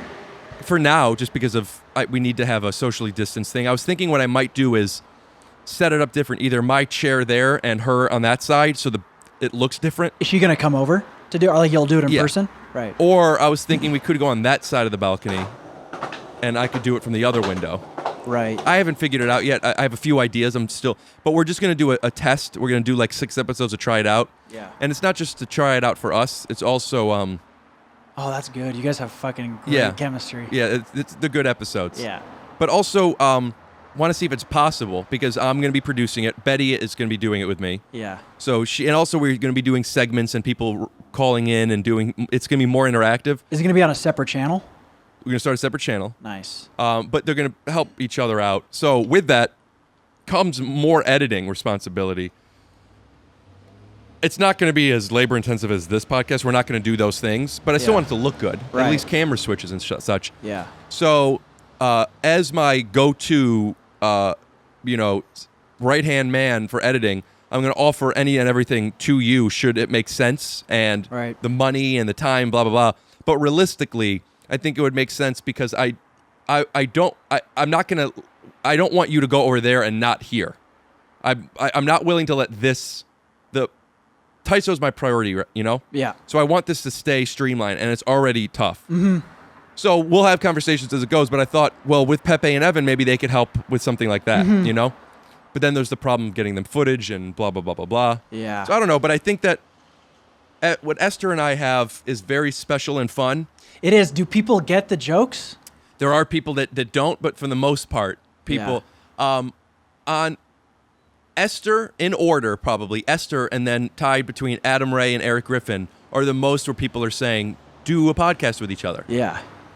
What I like about Esther, in addition to just what our dynamic is, there isn't any guy-girl podcasts. And not that that's why I'm doing it, but I think there is a fun dynamic that could be offered with us giving advice and where do we agree, where do we disagree, doing the shtick that we have, which is me being funny and her letting me be funny. So, and they do really well. Yeah. So if we could do that and then... Did you guys meet when you first started? Probably. Yeah. Yeah, I mean, I met her at the Comedy Store. Is the Comedy Store a lot different than what it used to be? Yeah. It's a lot more popular now. And it used to be, 2 things are different. One, the Comedy Store seems different. And 2, I was in a different point in my career where I was there every Sunday and Monday, which was the potluck. Yeah. Now it's just Mondays, I think. Maybe Sundays. It's one of the 2. It's Mondays. They started to do Sundays again. But I don't know. And it was like, that was the place to be. That's where, it was Santino and DeWalt and Amir. Before people were... Yeah, that's when we were all starting out. Really? Yeah, and that's where I met Henchcliffe, Esther, and Benji. Yeah. That was... What? Was it like it is now, where there's hundreds of people there on potluck? but at the time, I answered the phones there once a week, so that was how I got in. Right. So I was able to get up, and then I would host it, and then, sometimes John and I would host it together. Yeah. And Why'd John stop doing stand-up? John started doing stand-up after he and I became friends. He had an improv background, but wasn't doing it anymore. Liked stand-up, started doing it for a few years. Once he got a job as a writer on Undateable, it was very time-consuming. He was married. Yeah. And it was just, he decided to not be out every night Does when he was miss working. It? He's very happy with what he's doing. Yeah. I mean, there are times where he misses like the camaraderie of it, you know, and for those times when he's feeling that way, he comes out with us. And he'll come and everyone knows him, you know. Yeah. So, and now he and Allison have become successful on their own, doing comedy, not stand-up, and he doesn't need that outlet anymore. Yeah. So the Comedy Store's changed. I believe so, but also I'm not there all the time anymore.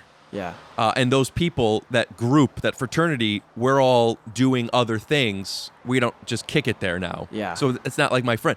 I would do a show at the Comedy Store, and then we'd go over to I.O. and do an open mic, and then we'd all go to the diner. It was like a lifestyle. Right, yep. Also, it's because more famous names have been coming. Right. So it's become more popular, and it's not like this underground bar anymore. It used to be that when you started? More underground? I mean, it was still the Comedy Store, a huge, you know, the Comedy Store, Laugh Factory, and the Improv are the 3 LA clubs, the main, you know, comedy clubs, and with tons of history. But yeah, it was just kind of like the Improv is professional, and the Laugh Factory is, you know, like going out to the club, you know, and like you dress up and, you know, you wait in line. And the Comedy Store is just, there's a bar outside, people are just hanging out, people are just walking by and they just pop in, what is this? Yeah. It was grungy. Yeah. And it still is. Yeah. But now it's like, it's popular. Yeah. Relatively speaking, because Chappelle's showing up and, you know, and it's like, I don't know, I guess I don't know if it's cooler, but people know how cool it is now, so they want to be part of it. Right. Also, podcasts have changed the fandom culture of comedy to where, you know, Dane Cook comes out and all of a sudden, you know, and there's been moments like this, you know, Eddie Murphy was, you know, a rock star, and then comedy is, you know, white guys who have multicams and, you know, or black guys who have multicams. There was Def Jam, and then there was, you know, Ray Romano and Seinfeld. And it was like, people weren't fans of stand-up. This is my opinion on it. People weren't fans of stand-up as much as they were fans of the comedian. Totally, yeah. Love Seinfeld, not necessarily stand-up. Yeah. Dane Cook, along with the social media MySpace era, changed things to where rock star. I love Dane Cook. Yeah. And also, I want to go out and see him. And comedy became cool. I don't know if it's because of him, but he was definitely a big part of it. Huge, yeah. And I know you're a huge fan of him. He's the first comic I ever heard. Yeah. I don't know if did I tell you a story about how I found out about him? My dad had 2 CDs in his truck, and I know, which ironically, I know that's a fucking Dane Cook bit, but he had a Chris Rock, he had a Dane Cook. He put the Chris Rock CD in, and he put this Dane Cook CD in. He's like, this guy's okay, well, you know, whatever. Let's listen to this next guy, Chris Rock. And then he put Chris Rock in, and I was young, I didn't get it. And then I was like, can we go back and listen to that other guy? And just laughing so much. And then I started telling all my friends about this guy, Dane Cook. It was the first time I ever heard was in my dad's truck. I heard of Dane Cook in my dad's truck. And then I told all of my friends about him. And then, like, it seemed like that fucking week, Dane Cook blew up. And so I'm thinking in my head, did I make Dane Cook famous?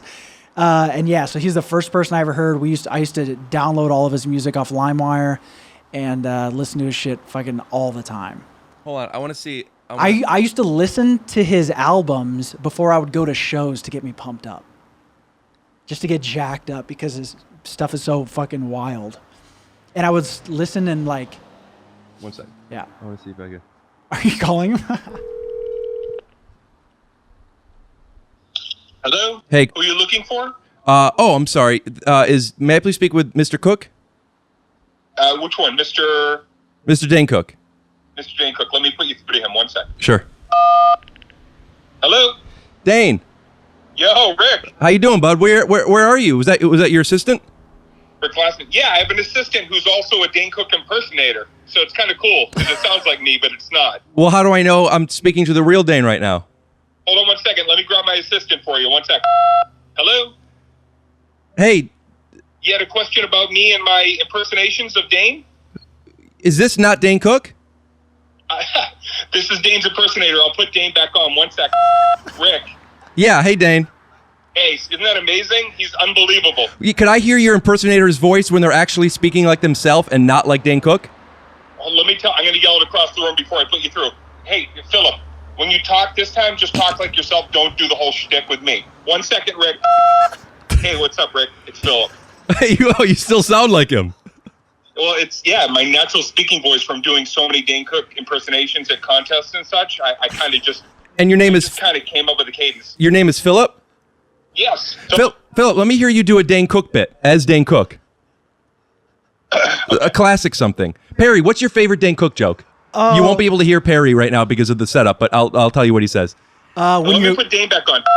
Rick. Oh, hey, Dane, hold on 1 sec. I'm trying to ask Perry what your favorite joke is. 1 sec. All right, I'll put you back through to my assistant. Hello? Hey, hold on 1 sec, Philip. Perry, what's your favorite Dane joke?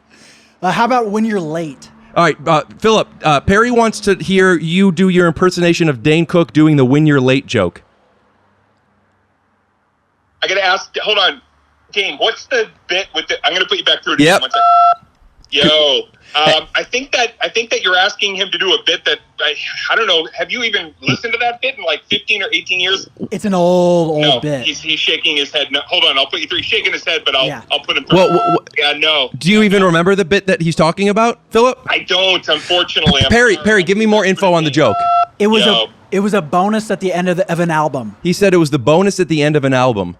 He may not remember it. You may not remember it. Well, give him something else. Oh, The bonus at the end of an album. How about I just throw Philip back on and he can just kind of do like a Daneism? Yeah, that's fine. Yeah. Okay, hold on. Ready? Philip, pick up. Yeah. Okay. So I dove into the water and I couldn't even breathe. I was completely like, I was trying to catch a breath. And then I came up out of the water and my father punched me in the face. Yeah, that's great. Okay, I'll put Dane back on. Yo. Dane, I can now tell the difference because Philip sounds like old school Dane and you kind of sound like cocky, what's up? Like, you've been around the block for a while. It's amazing. He does so many great impersonations. Anyway, he's leaving for the day. Hold on. Philip, take care. Bye-bye. Okay, he's gone. Philip left. All right. Well, Dane, I wanted to get you on the horn. Horn? That's it. I wanted to get you on the horn because we're talking about you on the pod, and Perry, who helps me a lot with the podcast, is a huge fan. And even though you can't hear him right now, maybe like, when you sign stuff for people, you could write something like "you're the best" or something that isn't really true, but like it's a nice way to force a connection. I understand that people do that. I personally don't do that, but yes, I've seen that. Well, I was wondering if there's something that you could do because you don't know Perry, so obviously you can't pretend that he's the best. But is there something that can maybe get him to get like really excited? Like, whoa, Dane Cook just said, because he's newer to comedy. He's been doing it for a little under 2 years. So like, is there something you could give him that's like a Dane Cook, like, keep your head up, bud. Keep going. It's a tough one, but as long as you have to be a good guy or whatever it could be that he could maybe actually take with him. Gotcha. So Perry can hear me, right? Hi, Perry. Hi. Hello. Hey. He said, hey, he could hear you. Yeah. And he's smiling. It's actually really cute right now, and I'm loving this. I got to tell you something, and I'm no soothsayer. I don't know the future. I could only hear a distant hey from maybe like 1/10 of the normal audio of a speakerphone call, but this kid's got it. You could tell from what did you hear that made you feel that way? Some people say hey, and it's lackluster. It's lumbering. You can feel an energy around it that isn't even the prognosis for me. And a typical hey from a person that maybe isn't connected to what it is that they want is somewhat diminishing. I could hear the way he hit the H in hey. Nice. That he's a guy that wants it. He's not going to take no for an answer, and he's already on the road. So you better keep up. Okay. Thank you, Dane. He says thank you, Dane. And tell him I DM'd him once and he responded, and that was awesome. He said, tell him that I DM'd him once and he responded, and that was awesome. I try to say that people think that that's some kind of myth, but I've always kept in touch with my with my fans. And I guess I can't say Perry's a fan anymore. He's now a cohort. You heard it here first. Perry is no longer a fan. He's a cohort. Dane Cook, thank you so much. And tell Philip, thank you so much. I would love to get you both on the podcast at the same time sometime, okay? Rick Glassman, I love you. You're the best. Perry, good luck to you. Philip's still here. I'll put you through. Have a good one, Rick. Thanks, Philip. Nice to meet you. Bye, guys. Bye. That was fun. Dude, that's fucking cool. That's Yeah. very cool. Maybe when we get Dane on, you could come up and take a pee. Oh and my leave. God, that's dope. That's cool. That's actually, I was just joking around with him for a little bit, but I think it's really impressive that he was able to, hear, because it's real, because he said he doesn't do stuff like that. Yeah. Dude, my eyes are watering a little bit. That's fucking cool. Is that cool? That's very, very special. Dane is one of the first friends I've had out here. Dude, my mom and brother is going to fucking flip out. Well, they'll have to sign up to Patreon to see. That's true. Dane is one of my first friends that I made where it was like, wait a minute. Yeah. Like, how do you, I listened to, Yeah. I listened to you. Right. And loved you. Yeah. And sent you a MySpace message, and he didn't respond. But it was a different time. You're right. How did you guys become friends? Through Brent Morin. Okay. He and Brent did shows together or something. I don't remember what it was. I think it was through Brent, right? I don't remember what it was, but I met him. Maybe I met him at the Laugh Factory while I was with Brent, and we joked around and such. And then I don't really know, but then we ended up being. He hosted a game night, and I was. I would go what like Magic the Gathering games? No, or? Mafia. Oh, okay. You know that game? Yeah. And then I was just there all the time. I'm trying to think if I had anybody else on the so podcast cool. that I met through the game night. I don't know. That's so fucking cool. Yeah, but it's fun. And I've told him this, but sometimes you're talking to him and then he does those those words that are like, oh, Right. this is a Dane Cook bet. Yeah. And When I first started doing comedy, I was trying to do that. I used to get people saying, people say to me all the time, I sound like Dane. Yeah. You do a little bit. You got a deeper voice. I first found out about Dane in college when multiple people who were not connected said that I sound just like Dane Cook. And then I'm like, who is this guy? And that's when I looked him up because I hadn't heard of him yet. It was probably a week right around when you did, because it was maybe a week before he blew up. Yeah. Maybe he had already blown up, actually, because a lot of people knew him in college. But yeah, they're like, you sound just like him. And then I listened to him and like, oh my gosh, I don't necessarily know if I sound like him, but I know I love the way he does all of it. Yeah, yeah. It's so funny that he was able to turn it on right there. I know. There's like a Dane Cook impression. Yeah. That's awesome. Is that cool? I don't mean to be corny or leading with this question. It seems like you say your eyes are watering, so that's cool. But could you tell me honestly, because I know I could empathize with this in different ways. Having him on the phone because you're a big fan of him, is that what is that? Is that cool? It's very cool. I think comedy was the number one thing that was special in my house. If being funny was something that everybody studied in my house, hey, Perry, come watch Saturday Night Live right now. Look at Chris Farley. Look what he's doing. And Dane Cook was the first one, holy shit. There's a wave of, there's a culture behind him. And it was just this newfound thing. And that it made me be like, oh, I want to do fucking comedy. I want to do comedy now. And it was around the time when I was on MySpace, and that was a cool thing to do. It's interesting that what he did and kind of got shit on for is what everyone is doing now. What? Just social media? Using social media to get a boost, to build a platform. So that is kind of what we're talking about, how Dane did that. And then there's different waves of stuff, social media, and then cable and Comedy Central and there's specials and there's more stand-up and there's short form stand-up. Yeah. There's always late night, but now there's these half-hour things where there's 3 comedians and. Yeah. I used to watch Comedy Central Presents, all of them. Oh yeah. And when I saw his, I was like. The Presents, was that the wife beater where they ripped open? Yeah. With the water and the dinosaur thing? Yeah, and as the credits are rolling, he jumps on a table and starts humping a lady. He had some cool, I don't remember the exact story, and we didn't talk much about it, but when I have him on, I want to talk to him about it. Story of before that, and then telling him what he's supposed to be doing and how he didn't. I've heard him talk about it on a couple of podcasts.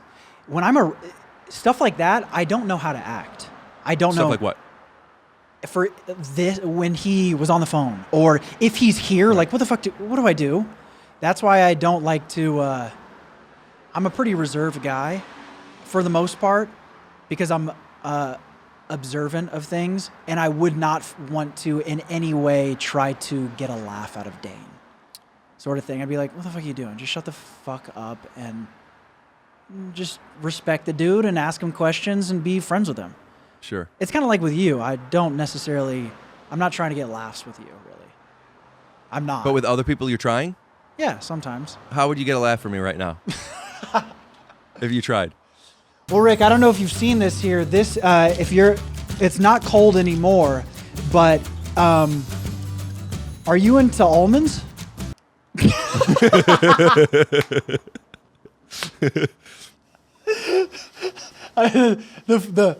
My point of view of looking over to you smiling and then looking back and you fucking livid. Yeah. So it's fucking cool. But podcasts have now made a new kind of comedian celebrity, to where people want to come. They hear about the Comedy Store on the podcasts from all their favorite comedians. They want to come check it out. Yeah. And all of those people are at the Comedy Store. Yeah. Many of which are like Comedy Store is their main club. But now that's changing. Rogan's gone. Chris D'Elia's gone. What's going to happen to it now? I'm really curious about that.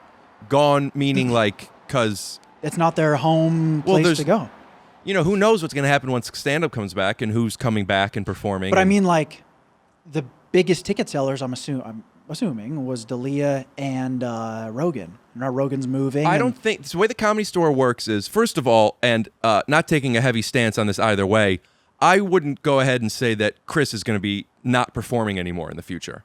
Right. I think that what he's going through, for better or worse, is a huge obstacle. Yeah. But I don't think that he's done. Yeah. I think that the bigger obstacle is that stand-up seems to be done.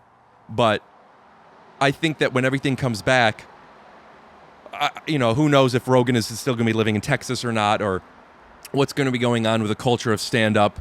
But I will say that the Comedy Store, with the exception of every now and then on a weekend, isn't about somebody's show. It's 15 or so named comedians that people are going to see. Yeah. So I'd be curious how much a person is selling tickets as opposed to we want to go to the show. Yeah. You know what I mean? Right. It's like... Do you think you'll go back there? Yeah. I'm not... And try to actively work in getting in there. I can't get... the person who books the Comedy Store does not want me there. So... It is what it is, and I don't see a way of me changing his mind. Mm-hmm. The only thing I could see happen is if this podcast becomes successful enough, or my TV show becomes successful enough, he'll be like, well, he's got something. What would you do at that point? I'd perform there. Yeah. I don't feel like fuck you to that place. A little bit I do.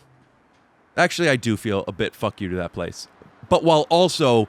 being aware that it's like wanting to be friends with somebody who doesn't want to be friends with you. Well, fuck you, dude. Yeah. But also, I want to be there. Yeah. I think the club is unbelievable. Sure. Betty made this. Did we? I don't remember if we made it or not yet. She's helped me put it together. I don't remember. It doesn't matter. But I have a shirt idea that is. I remember what it was. I wanted to do a tour shirt. You know how people do where on the back it shows what their tour was and all the things? Yeah. And I want to find all the clubs around the country, the big clubs, and look up their addresses and find that restaurants that are within walking distance to that club. Yeah. And just have them, so it's all the same cities and it's right next to all the popular clubs, but it's just like restaurants that I would eat at or something. Funny. And then on the front have it say, the Not Past at the Comedy Store tour. Or I can't get past at the Comedy Store or something like that. Yeah. Kind of like to take ownership of this accomplishment that I want that I'm not able to have. Do your other friends acknowledge that you, and I don't know if you should be there, but should be there? Yes and yes. Yeah. Yeah, absolutely. Yeah. I've said this before, and it's kind of a political statement, but I do believe it. I do not feel entitled there at all. You don't feel entitled? Not at all. I know that everybody has their places where they could get in, and everybody has places where they can't, and there's a lot of people with talent that aren't getting what they deserve and vice versa. So there's no entitlement, but I do feel I deserve to be there. And my friends say the same thing, and that's very nice, but whatever. Some of which are surprised that I'm not, especially the ones that also aren't past there, so they're not around anymore, so they don't know that I'm not. Yeah. But nobody has spoken to them about it except for Bobby Lee. Bobby was the only one who went and talked to. And what happened with that? Booker said that he's just not right for the club.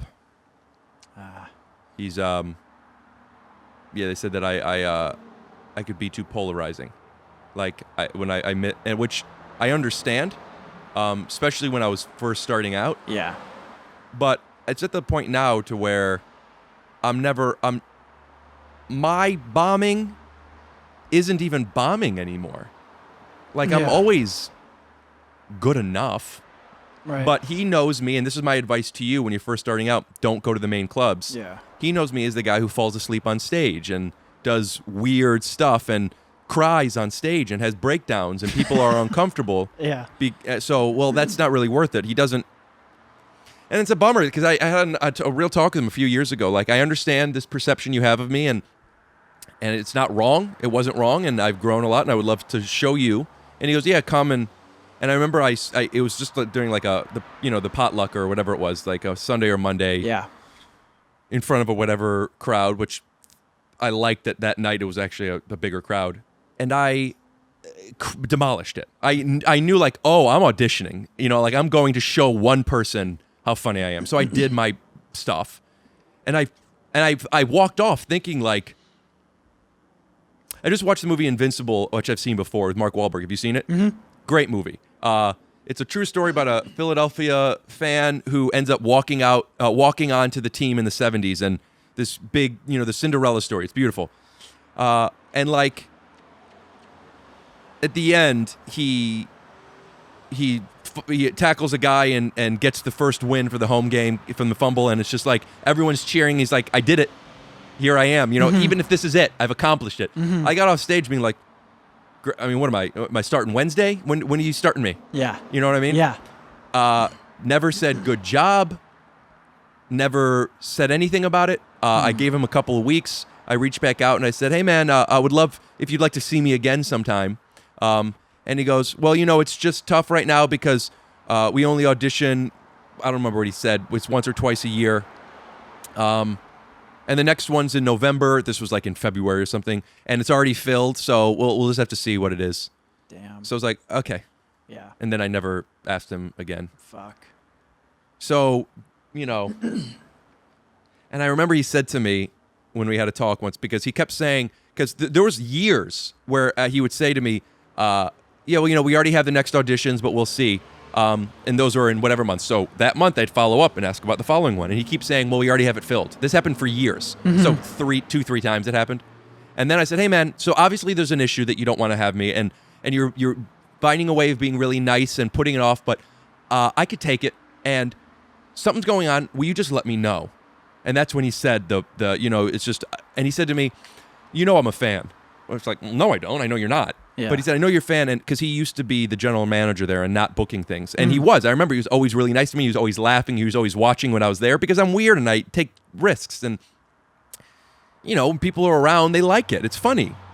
And he goes, but, now that I'm in charge, I'm worried that it's too. So, you're telling me you like me, but now that you're worried about people on your judgment? Mm-hmm. Also, it's been years. And watch me now. Yeah. And I showed him how funny I am. Right. And there are certain places where maybe you don't take as many risks. I talked about it on the Brent Morin episode years ago where I took a big risk. Like, you don't take risks on certain shows. At the Comedy Store, I'll prove it to you. Anyway. Yeah. So obviously, maybe there is a little bit of a fuck you. A little more of a fuck you. I don't feel entitled, though. There's other people that aren't past there also that deserve to be. Yeah. Yeah, I've done shows where I feel bad that I didn't do well. Mm-hmm. Like, they booked me. Like, I had a booker booked me for 2 shows back-to-back in San Diego. One day was at one place, and the next day was at a different spot. First day, I fucking bombed so unbelievably bad. He, got up on stage and kind of was like, okay, so... And it was kind of like, Jesus Christ, it was so bad. And then the next day, and it was like he had to pay you something, and I think he just gave me like $5. Mm-hmm.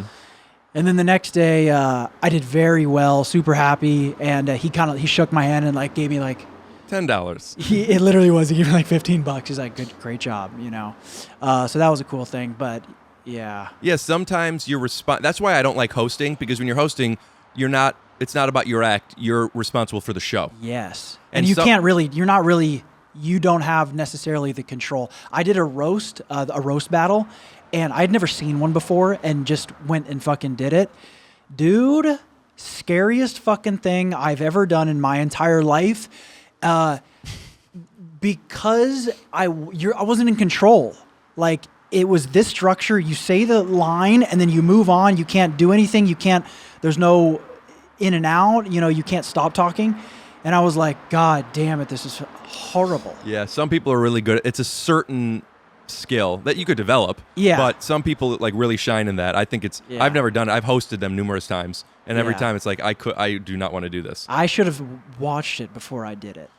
It was, they ring the bell. Of course you should have watched it before you They did ring it. the bell. I'm like, what the fuck is happening? And there was like, literally, I'm on stage, and what it felt like was a wall of people, like 3 feet in front of, oh Christ, like a wave of humans. Were you responding? Were you like thrown off? I think that I don't know actually, because there's been so many times where I tell people afterwards, I was so fucking nervous, and they say, we couldn't tell at all. And then I watch the tape afterwards, and I'm like, oh, I was fine. And then there's other times where I feel I'm chill, I feel good, and then I don't so I don't know, but it was about a year in maybe, and it felt like the first time I had ever talked in front of someone. It was not good. I mean, I did okay. I didn't win. My last joke I did horrible on. I couldn't remember it. Couldn't remember 3 fucking jokes. But yeah. Yeah. PTSD hardcore. PTSD HC. Yes. All right. How are we? I'm good. This is fun, dude. I'm really happy we did this. Well, let's do more of them. Let's do it. Yeah, for sure. We Yeah. always have good conversations. Yeah, we've done 5 of these, just never recorded it. Like Perry comes over, picks up the hard drive, and then comes on the balcony, and we just talk through this. But I Yeah. have the window open and the screen closed Yeah. for hours, and then Yeah. it's like that would have been a great podcast. Yeah, we've said that a lot. Sometimes I'll even say like, well, yeah, next time you come pick it up, let's do one. But let's play by ear. And then Perry gets here and he's like, are we doing it? And I go, I don't want to set anything up. So then we end up doing it.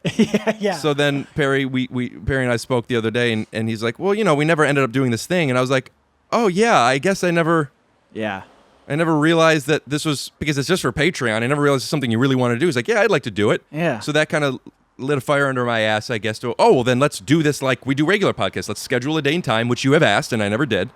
But I thought it was much more casual. Yeah. And then it was just like, yeah, I knew last night that I was doing this today. Mm-hmm. It makes it easier to be like, all right, well, I'll set up the shit. Yeah. And Yeah, let's do more of them. all right. Also, this is going to be for Patreon. And like I said, I may at some point, even though the Patreon episodes will remain exclusive with Patreon, Yeah. there might be some episodes here and there, and I'll give them an extra one that month that I may not have them unlisted and make them available to the public. So Yeah. I don't know if we end up doing that for this one or not. But I'll tell you what I would like to do for this. I love making the cold opens because I don't know how to give direction for them. There's just a certain way they go. I would love to see how you would do for one. And you want to do this one? Cold open? Will you do this one? I'll still probably redo some stuff, but Yeah. at least have you play with the footage of you. The way I see the opening being is... Oh, do you want me to... Am I saying that? Or are you talking about editing it? Or Yeah, when I give this to you Yeah. to edit, and even though it's just a Patreon one, I'll still, I mean, we don't need to talk about this on here, but just we'll treat this like it's a regular episode as far as payment and everything.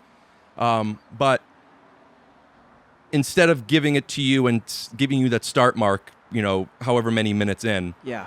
let me see what you do with this. You got it, Buster. And the only direction I'll give you now until after I look at it will be,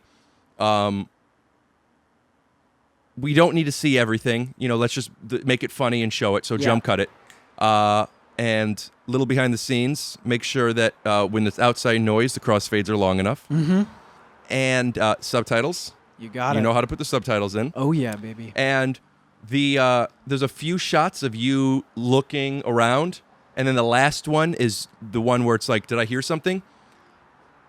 I'll let you decide, but if we show you looking around a whole bunch, I think it removes the did I hear something approach. So I think maybe just show you one like looking around for somebody, and then the did you hear something. Does that make sense? No, I don't remember looking around. Okay, you'll take a look. Okay. I have my idea of it. If I end up changing it, I'll tell you what I do. Okie doke. But let's have you do that cold open. Also, there's a moment where I go over to show if there's really pee or not, and who knows if there was. Whether there was pee or there wasn't pee, don't show that shot. Okay. I do have to pee again after this. Great. Well, that'll be our out. And also, it's fun to cut in and out of the wide.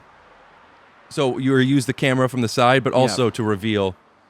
And let's see where you'll want to put the music in. I'm going to have to edit a podcast with myself. It's the hardest thing to do. This is going to be bad. That's why I don't like doing it. Ah, Christ. But I'll tell you this much. Good news for you.